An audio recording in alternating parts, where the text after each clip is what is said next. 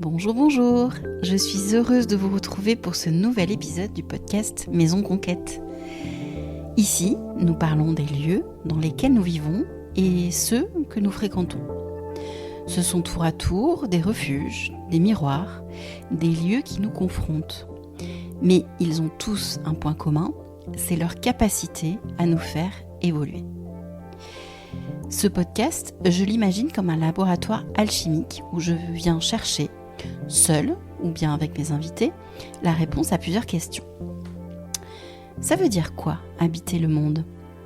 Quel environnement est idéal pour mon développement ? Au fond, où est-ce qu'elle est ma place ? Qu'est-ce que ma maison dit de moi ? Je suis Gaëlle Dumora et je vous accompagne dans votre relation avec vos lieux. Vous pouvez tout retrouver et découvrir dans mon chez-moi digital maisonconquête.fr ou bien sur Instagram @maisonconquête. Alors, c'est parti pour ce nouvel épisode où je reçois Yves Gatté, directeur artistique et céramiste. Yves a une spécialité, les maisons qu'il façonne comme des petits îlots oniriques. Dans cet épisode, nous parlons de sa découverte de la terre, de créativité, d'inconscient et de maison bien sûr. Alors, suivez-moi et bienvenue chez Yves. Bonjour Yves. Bonjour Gaëlle. Merci de m'accueillir chez toi. Je t'en prie.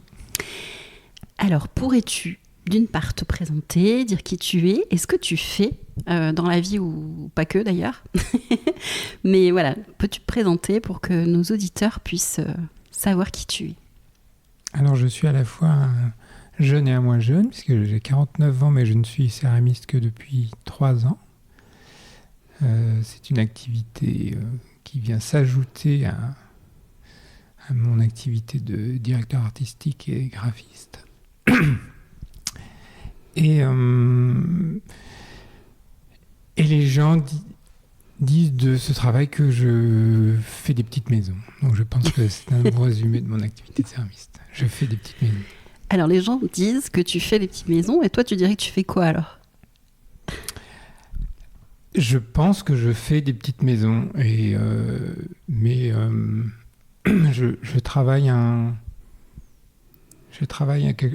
j'essaye de concevoir un univers assez global où la petite maison est au centre, mais tout un univers d'éléments vient s'agréger autour en fait. D'accord.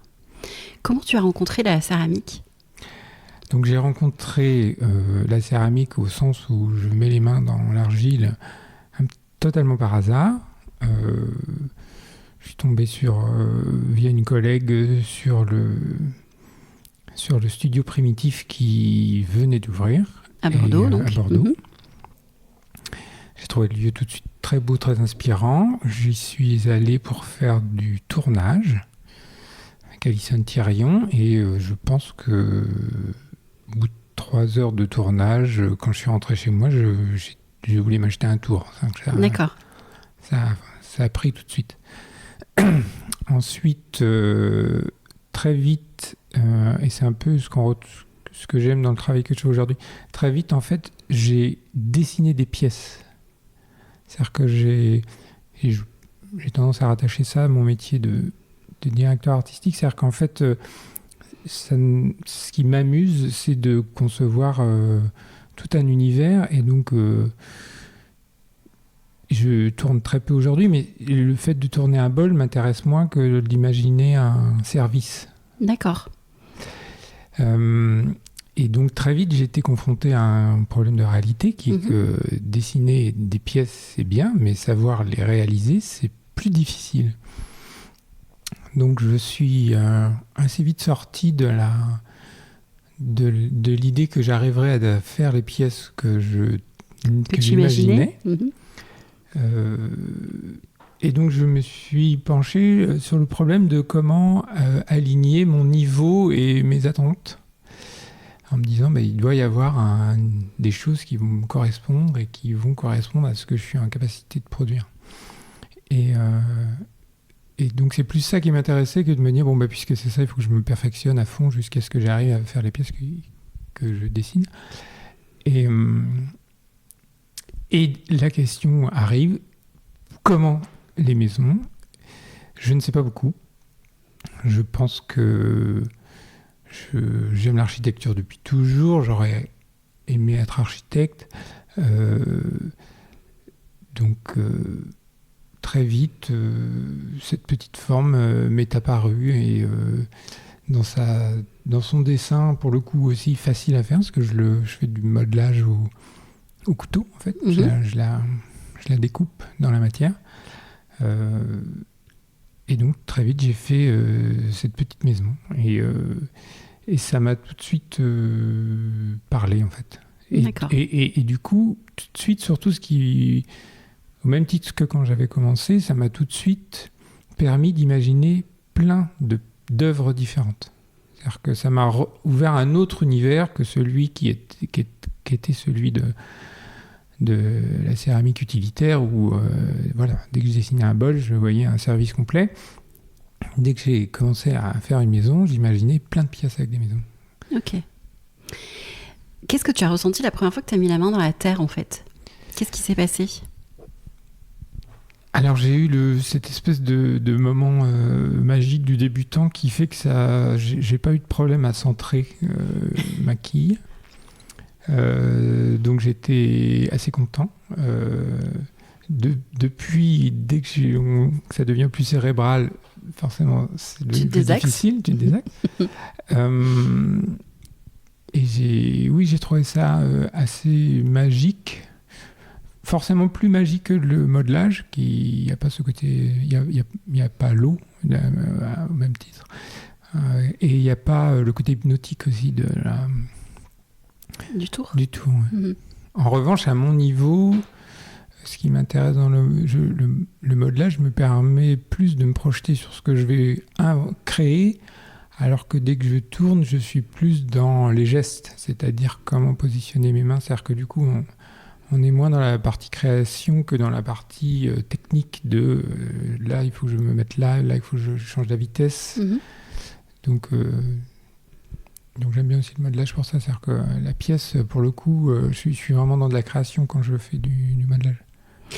Quand tu crées donc une maison ou une île, parce que donc en fait les assemblages que tu proposes, donc c'est toutes petites maisons, mais tu crées aussi donc des îles où on va retrouver des petits arbres et tout ce genre de choses. C'est qu'au départ j'ai fait que des maisons. Ouais. Et donc j'ai fait plusieurs échelles, mais globalement elles sont pas très grandes. Même pas 2 sur 2, c'est des grosses maisons Monopoly, mais pas beaucoup plus grandes. Quand je mettais que les maisons ensemble, je trouvais ça un peu froid en fait. C'était trop urbain, trop dur. Et donc, comme j'ai un très grand jardin sous le nez, parce que à côté de ma baie vitrée avec des grands arbres, j'ai eu tout de suite l'idée de me dire mais il faut rajouter des arbres. Et j'ai pas envisagé une demi-seconde de faire les troncs de ces arbres autrement qu'avec du bois. C'est-à-dire l'idée de rester que avec de la céramique m'a pas semblé opportun, surtout que j'aurais pas pu faire des choses aussi fines en céramique pure. Donc j'ai coupé des petits morceaux d'arbres, j'ai fait des petits arbres ronds ou pointus. Je fais un trou dedans. Et puis, du coup, pour qu'ils tiennent debout, il m'a fallu des socles, en fait.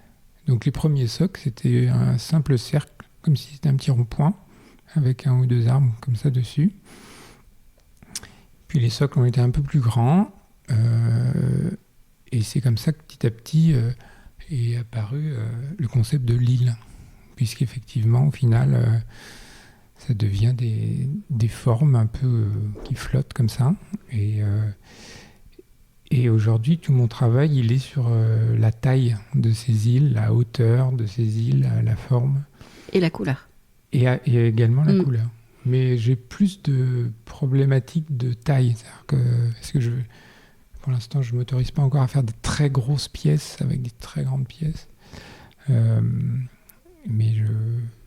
j'arrive pas non plus à trancher. J'aime l'idée aussi de faire des pièces très plates qui sont pour moi plus des champs ou des parcelles, en fait, avec des formes géométriques. Oui, sur Instagram, tu avais montré le le cadastre, j'ai envie de dire, avec une partie vigne, une partie, etc. C'est ça. Donc j'ai des pièces comme ça. Et puis j'ai des pièces plus petites et qui sont plus ou moins hautes, avec... où là, c'est plus, j'appelle ça plus effectivement rocher, falaise, galets, volcan, ce genre de choses. Alors, un céramiste qui fait des tasses, on va jamais lui poser la question pourquoi il fait des tasses, parce que ça semble faire partie du quotidien, donc pourquoi pas faire des tasses. C'est ça. Mais à quelqu'un qui fait des maisons souvent, j'ai pas envie de dire tout le temps, mais souvent. Dit tout le temps. Qu'est-ce que ça vient dire de toi, de faire des maisons tout le temps? Qu'est-ce que c'est la maison pour toi? Alors, il y a deux questions. Il y a le tout le temps, parce qu'effectivement, on me demande souvent, tu ne te lasses pas t'en as pas marre de faire des maisons. Et pour moi, cette petite maison, c'est un vocabulaire. C'est-à-dire qu'au final, je peux faire plein de choses avec. Je me sens pas frustré à faire que ça. Et au contraire, je trouve même ça un peu vertigineux, tout ce que je peux faire, entre les formats, les tailles, les peintures aussi un peu avec, etc. Donc le tout le temps me dérange pas. Parce qu'en fait, c'est très varié, contrairement à ce qu'on pourrait imaginer. Et le pourquoi est plus compliqué. Donc je vois dans la vraie vie des maisons. Je pense que j'aime ça. Mais en définitive, mon travail, souvent le mot qui revient, c'est plutôt poétique. Tout à fait. Et donc, c'est ce qui me plaît dans ces pièces-là. Alors, il y a une petite particularité aussi dans ces pièces que là, tu ne vois pas, mais je vais te montrer, en fait. C'est que normalement, quand tu reçois la pièce, elle est comme ça. Et donc, il y a un deuxième terme. Tu la montes. C'est que c'est celui qui la possède qui la monte. D'accord. Donc, c'est à toi de planter les arbres. C'est beau comme intention. C'est ça. Et donc, du coup, les gens trouvent ça aussi un peu ludique. Carrément. Super. Donc, chacun va mettre les arbres là où il le souhaite. Donc, en général, il y en a 3, 4, 5. Et on peut même les changer, du coup, suivant les changer. Les humeurs. Et ensuite, sur la pièce que tu viens de poser, il y a 2 maisons. Et c'est là où on rentre dans ce qui, moi, m'intéresse dans la maison, c'est ce qu'elle représente en tant qu'archétype. Donc là, sur la pièce que tu viens de faire, comme souvent, les arbres permettent 2 options, à minima, c'est de mettre les 2 maisons côte à côte, ou de mettre les maisons séparées par les arbres, ou de mettre les maisons une en haut, une en bas. Et je trouve que, pour le coup, je ne sais pas ce que ça raconte de moi, mais ça raconte de la personne qui assemble l'île. Alors, par exemple, là, tu dirais quoi de moi? La question, c'est que alors, elles sont souvent au bord, donc ça renvoie à l'idée on aime bien être dans un petit coin, quand même. Alors, on pourrait aussi dire que c'est dangereux, parce que finalement, de mettre la maison au ras de la falaise, mais en fait, je pense que ça participe de l'idée de la maison refuge, la maison au sens isolée. C'est la maison isolée. Et pour moi, la maison isolée, ça parle beaucoup de moi, là. Par contre, effectivement, la maison refuge, on ne se connaît pas, Yves, mais oui, c'est vrai. Et pour moi, la maison isolée, c'est la maison refuge au sens où on prend plaisir à s'isoler, à s'isoler des bruits du monde et à s'isoler des autres. Alors que je trouve souvent que les maisons côte à côte, c'est plus la maison hospitalité, c'est-à-dire l'idée d'être ensemble. Parce que la même maison peut servir à être seule, à son bon gré mal gré, ou à être nombreux. Oui, tout à fait. Et ça ne raconte pas la même chose. Les arbres racontent moins de choses, je trouve. C'est-à-dire qu'ils participent pour le coup, un peu du décor et de cette idée d'un peu de voyage, d'une île rêvée, d'une maison idéalisée. Mais la position de la maison, je trouve, raconte beaucoup de choses. Et l'arbre, ça participe aussi à l'accueil et à l'hospitalité, je pense aussi. Oui, et l'arbre est un peu vivant. C'est-à-dire que j'ai ouais.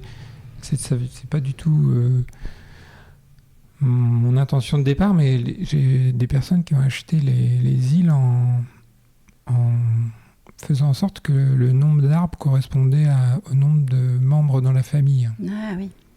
Et j'aimais bien cette image. Toutes ces observations par rapport au positionnement de la maison, etc., c'est quelque chose que tu as... ça faisait partie du projet de base, ou tu t'en es rendu compte avec l'utilisation qui était faite de l'objet?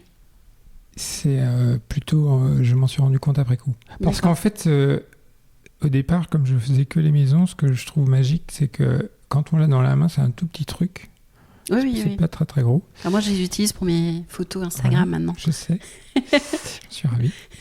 Mais par contre, dès qu'on la pose quelque part, n'importe où, elle a aussi ce que je trouve magique, c'est qu'elle a une aura. C'est-à-dire que, comme une petite lumière, tout ce qui est autour lui appartient.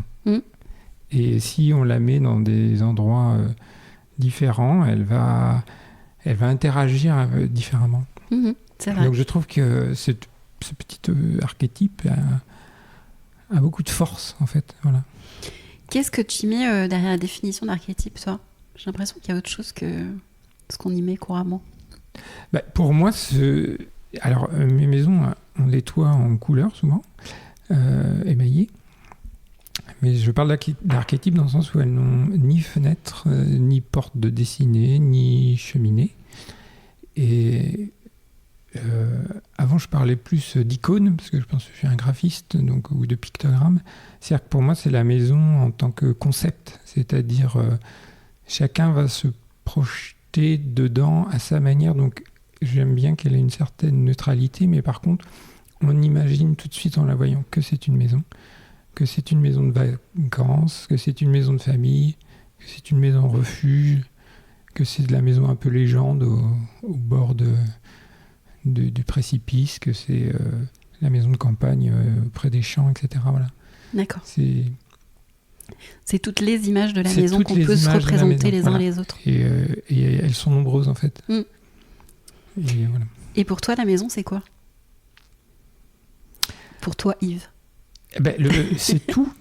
En fait, le problème, c'est que c'est toutes ces maisons à la fois. C'est-à-dire que j'aime l'idée de la maison solitude. Et j'aime l'idée de la maison hospitalité aussi, où on peut accueillir plein de monde à l'intérieur. Donc, ce que j'aime, c'est qu'en fait, l'objet ne change pas, mais elle s'adapte à nos besoins et à notre vécu et notre état d'esprit du moment. Voilà. Et on n'a pas besoin forcément de se déplacer dans une maison éloignée pour se sentir seul dans une maison, etc. Voilà. Oui, bien sûr. La même maison peut être multiple répondre à tout ça. Ouais. C'est ça. En ce qui concerne l'objet, donc, comment toi tu imagines que les gens le vivent, en fait, cet objet? Ou est-ce que peut-être que tu as eu des retours des personnes qui ont adopté certaines de tes pièces? Alors oui, les gens ont la gentillesse des fois de me les poster ou de m'écrire, de m'envoyer des images de leur maison. Je pense qu'ils conçoivent ça beaucoup comme un objet décoratif qui a une petite place parce que c'est pas très grand.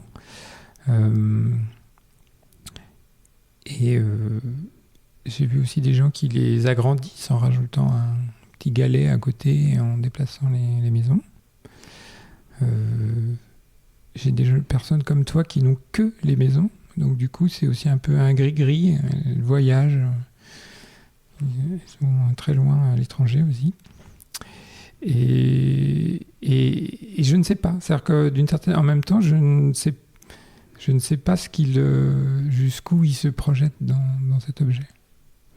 Et toi, tu le crées en ayant quelle est ton intention derrière, en fait? Comment tu aurais envie que les gens le vivent? Si tu devais mettre une notice, s'il y avait parce qu'on pourrait imaginer qu'il y ait une notice quelque part explicative dans la petite boîte que tu m'as montrée, mais comment les gens pourraient le vivre? Tu mettrais quelle intention derrière? Qui déplace la maison. D'accord. J'aime bien l'idée qu'elle soit pas...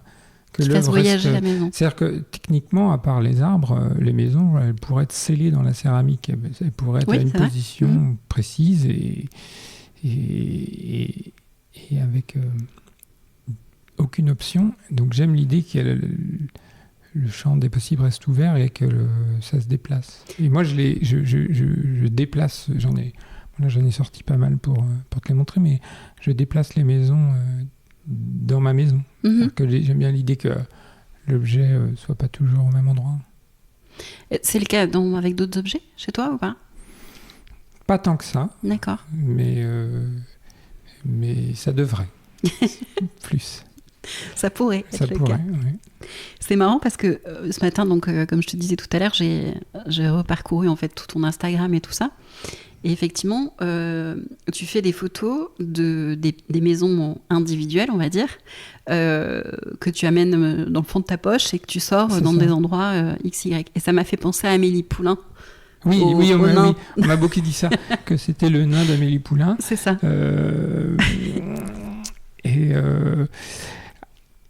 quand je fais ça, je trouve que ça renvoie pour le coup à ce que j'expliquais tout à l'heure sur le fait que ce petit objet prend tout en fait. Prend vie c'est la même, magie, il prend peut-être. vie.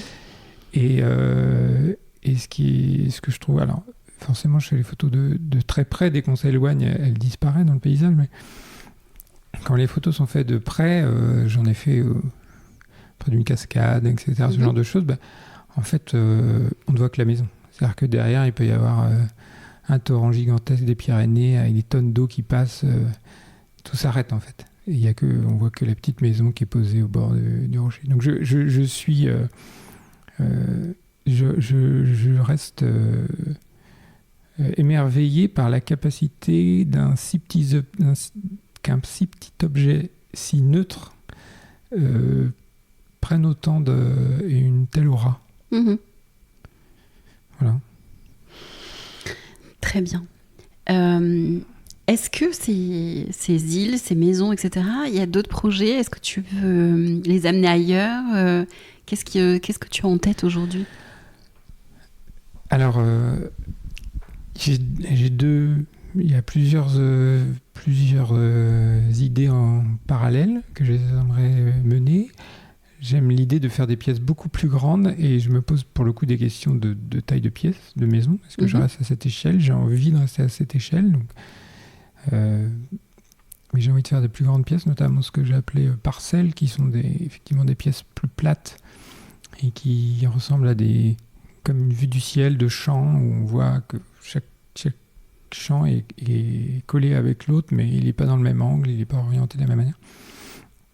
Donc j'ai envie de faire des grandes pièces comme ça, des îles plus grosses, et j'ai envie aussi de continuer ce que j'appelle les empreintes, parce que assez vite, quand j'ai fait mes premières îles, consciente du fait que c'était un petit objet, je me suis dit ça s'habille pas beaucoup dans une maison, donc je vais faire quelque chose de plus visible, et le tableau me semblait un bon moyen. D'abord de me réapproprier les peintures que j'avais et que je n'utilisais jamais. Il y a une chute de maison. Il y a une chute de maison. Et ensuite... Elle était trop près du précipice. C'est ça, voilà. C'est le côté dangereux et donc du coup, ça me permettait de réapproprier la peinture et de faire quelque chose qui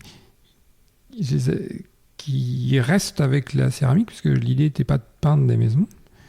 L'idée de ce que j'appelle les empreintes, c'est en fait je mets de l'acrylique sur la forme de la maison en céramique et j'utilise la maison en céramique comme un tampon.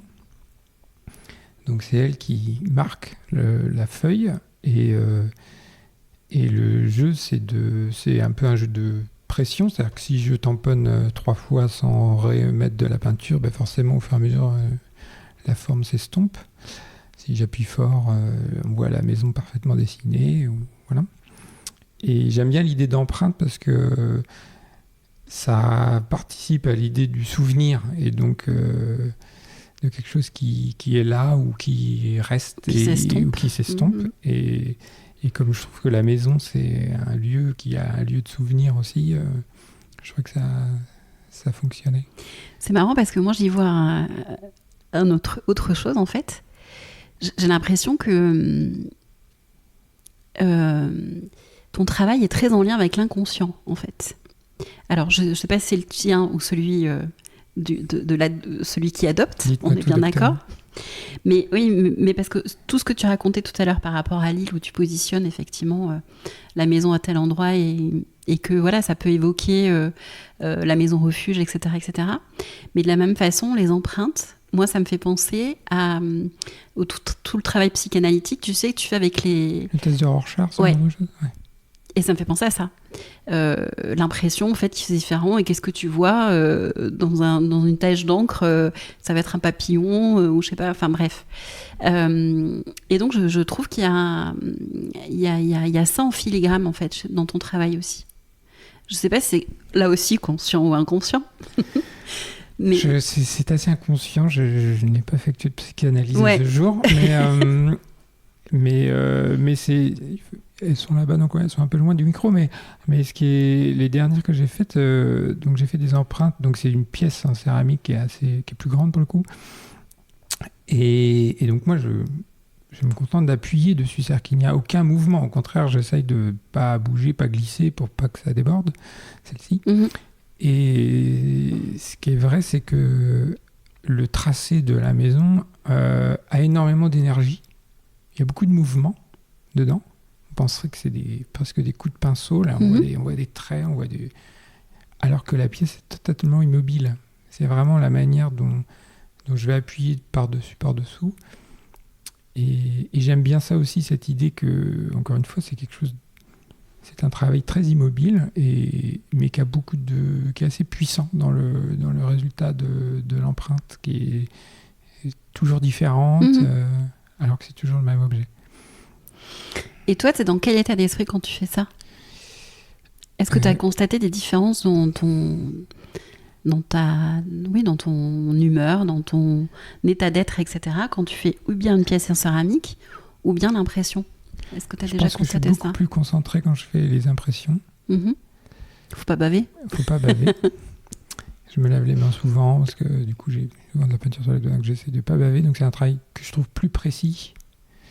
C'est aussi très différent parce que c'est un travail que je fais tout seul, chez moi, sur ma grande table, alors qu'il y a une partie du travail de céramique que je fais au studio primitif, donc je suis avec d'autres personnes, ce que j'aime bien, on discute, on fait des blagues, enfin c'est un travail qui est beaucoup moins concentré que celui-ci. Donc c'est assez différent. Et puis là, pour le coup, le choix de la couleur est immédiat, parce qu'il faut avoir conscience, les gens se rendent pas forcément compte, mais quand j'utilise du bleu en peinture, je vois le bleu, je mets le bleu, ça donne le bleu qui est dans le tube. Quand j'utilise du bleu en céramique, c'est une des rares arts dont on travaille la couleur sans jamais la voir, puisqu'en fait le bleu est globalement couleur gris foncé avant la cuisson, et donc on plonge les pièces dans les émaux, et c'est un liquide, ça devient tout de suite très poudreux, mais ça ressemble à une farine foncée, et ce n'est qu'après la cuisson qu'on ne voit pas, et donc après 2 jours de cuisson à 1280 degrés que la couleur apparaît, donc avec ses joies et ses échecs. Donc c'est, dans les 2 cas, il y a un travail de couleur, mais qui est très très particulier, et donc c'est pour ça que dans les empreintes, le travail de la couleur est beaucoup plus précis, c'est-à-dire qu'on voit tout de suite si ça match, si ça match pas, si c'est trop sombre, trop clair, etc. Aujourd'hui, c'est les empreintes, tu utilises que le bleu, non ? J'utilise beaucoup le bleu. Beaucoup le bleu, ouais. J'en ai fait un peu... Un bleu clin. Ouais, un peu clin, ouais. J'ai un bleu plus noir aussi, mais beaucoup de bleu. De toute façon, je suis très très bleu. C'est vrai, chez toi, il y a beaucoup de bleu. Il y a beaucoup de bleu. Ok. Aujourd'hui, si on veut voir de près tes œuvres ou en adapter, tout simplement, comment on les rencontre ? Alors, pour l'instant, c'est un peu compliqué. Ça peut être par Instagram, puisque j'ai un compte et il y a toutes mes îles dessus. Que je partagerai, bien sûr. Merci. Et donc, c'est comme ça en général qu'elle voyage, qu'elle dérive. Des fois, j'utilise ce terme-là. Et puis, on peut les trouver sur d'autres sites. J'ai pas de site internet, j'ai que Instagram. Ça sera un projet ou pas? Pas vraiment. D'accord. Donc il y a Alcove Édition aussi Élodie qui m'a fait la joie de distribuer mes maisons. Et c'est grâce à elle que je t'ai rencontré. Voilà. Donc là il n'y a que les maisons. Et du coup c'est assez long parce que du coup j'ai une autre idée avec que les maisons, puisqu'elle en a même fait des porte-couteaux, ce que j'avais fait aussi au tout départ. J'ai une série où j'ai fait quand même quelques pièces utilitaires, j'utilisais les maisons en porte-couteaux, je trouvais ça rigolo. Et puis j'ai un autre projet aussi dans un vrai lieu physique à l'automne, je pense. À Bordeaux? Oui. Ok. Et après, il y a chez moi, c'est-à-dire qu'il y a aussi des personnes qui veulent voir les pièces, et donc du coup j'organise un mini showroom et on peut venir voir les pièces en vrai. Et c'est ce qui est le plus sympa d'ailleurs. Oui, tout à fait. Mais là, parce que c'est vrai que la dimension rencontre et pour moi était aussi un élément de départ de mon travail. C'est-à-dire que j'ai jamais envisagé ça comme un loisir au sens où je fais des pièces, je les range ou je les donne et basta.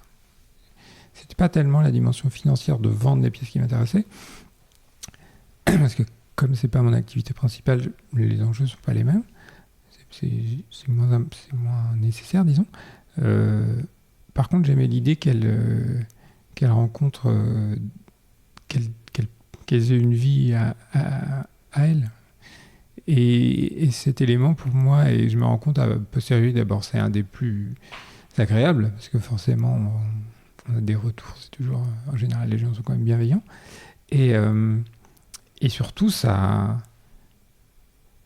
les rencontres amènent les rencontres. C'est-à-dire que je ne serais pas là en train de discuter avec toi si je faisais mes pièces pour moi et que je les mettais dans une étagère. Et il y a un certain nombre de rencontres, c'est ça aussi. C'est la volonté de montrer son travail qui fait qu'on fait rencontrer des gens. Oui, puis on est dans le domaine de la maison et de la transmission, du coup. Et peut-être que tes pièces, elles se transmettent. Oui, sans doute. Et puis j'aime l'idée, alors là peut-être c'est-à-dire que ça reste, c'est-à-dire que elles me survivront. Techniquement, c'est peu fragile, donc elles me survivront. Aujourd'hui, qu'est-ce qui t'inspire, Yves ? Tu veux dire pour mes créations en général ? Ouais, pour les créations si tu devais dire, aujourd'hui je m'inspire de la nature, je sais pas, de... Alors, non, aujourd'hui, mes grandes questions, c'est vraiment la taille, les dimensions. C'est beaucoup les dimensions. Les proportions, les proportions, voilà. Ça, c'est-à-dire que je veux faire des pièces beaucoup plus massives et en même temps, je suis convaincu que cette petite maison atteint son nombre d'or à elle. C'est-à-dire que plus elle sera grande, moins elle perdra un peu de cette énergie. Donc, c'est ça que je travaille. Tu vois, je me pose des questions. Les grands tableaux que j'ai fait récemment, comme ils sont beaucoup plus grands, j'ai utilisé des empreintes plus grandes. Mais du coup, le résultat n'est pas pareil que forcément si c'était plein de petites maisons. Donc voilà, donc moi c'est l'idée de proportion qui me travaille. Donc du coup je regarde aussi beaucoup de... Et alors j'aime aussi l'idée, je regarde beaucoup de... Ce qui m'inspire, c'est les visuels que je trouve dans des galeries où qui sont des galeries qui présentent plein de travaux différents. Parce que en fait mon travail est aussi assez multiple. Et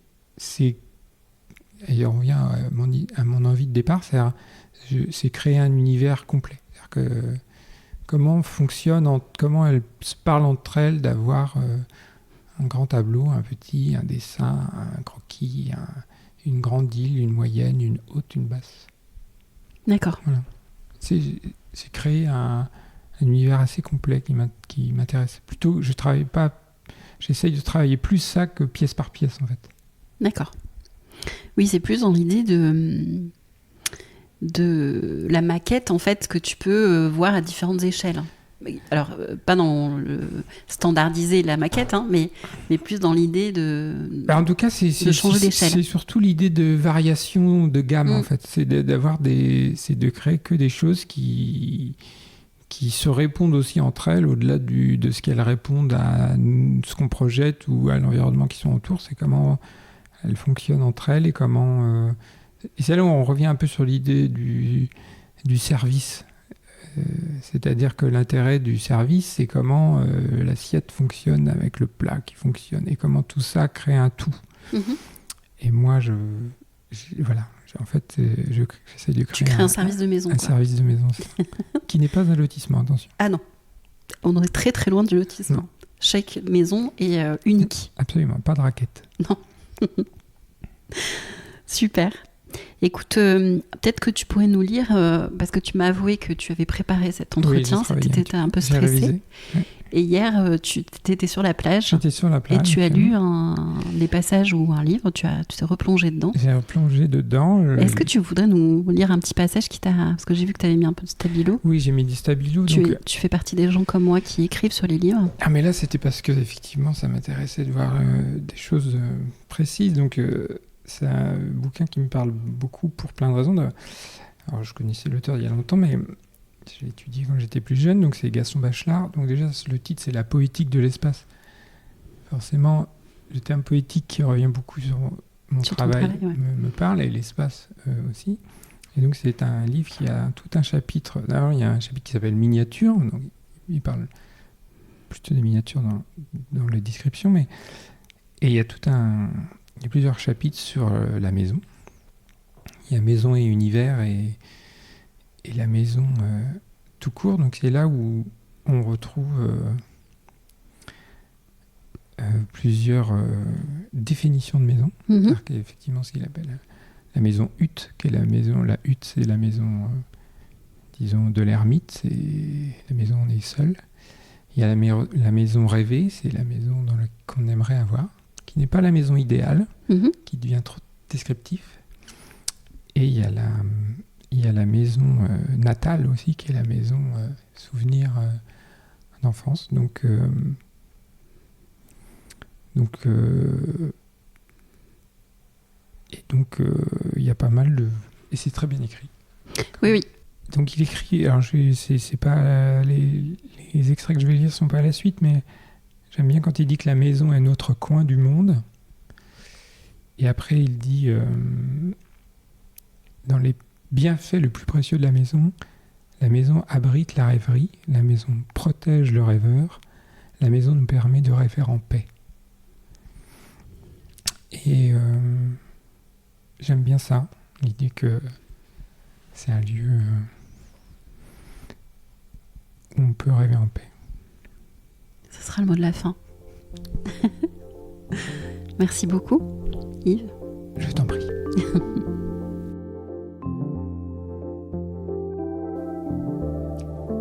J'espère que cet épisode avec Yves Gatté vous aura donné envie de découvrir son travail et de peut-être même adopter une de ses pièces. Inutile de vous dire que j'ai craqué. Vous retrouverez tous les renseignements concernant Yves dans les notes de l'épisode. Si vous avez des questions concernant mes accompagnements, et bien surtout n'hésitez pas à me contacter sur Instagram ou sur mon site maisonconquête.fr. Nous pourrons poser ensemble tous les contours de vos lieux pour qu'ils viennent nourrir tous vos projets. En attendant, si cet épisode vous a plu, eh bien faites-le savoir en lui mettant une note 5 étoiles ou en le partageant sur vos réseaux sociaux. C'est le seul moyen pour donner de l'envol à ce podcast entièrement auto-édité. Alors un grand merci à vous et à très bientôt.